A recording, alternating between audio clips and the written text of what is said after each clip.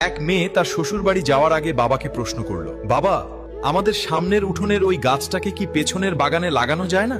তখন মেয়েটির বাবা তাকে উত্তর দিয়ে বলল, ওই গাছটা হলো 4 বছরের পুরনো একটা গাছ, এটা এখন অন্য কোথাও লাগানো একদমই সম্ভব না।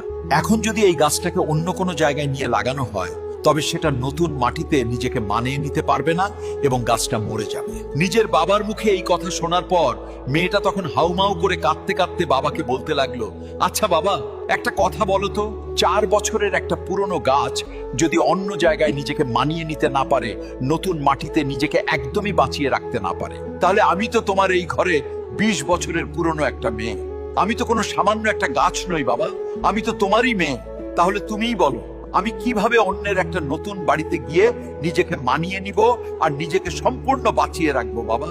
মেয়ের মুখে এমন একটা কথা শোনার পর তার পরিবারের সবাই যেন একদম অবাক হয়ে গেল, আর তার বাবা অঝরে হাউমাউ করে কাঁদতে লাগলো। আসলে আমরা ছেলেরা মেয়েদের জীবনটাকে যতটা বেশি সহজ বলে মনে করি, তাদের জীবনটা কিন্তু ততটাও বেশি সহজ নয়, অনেক কঠিন। তাই আমি এই পৃথিবীর প্রত্যেকটা ছেলেকে বলবো, আপনারা সবাই দয়া করে মেয়েদেরকে মন থেকে সম্মান করতে শিখুন এবং তাদের ভালোবাসুন।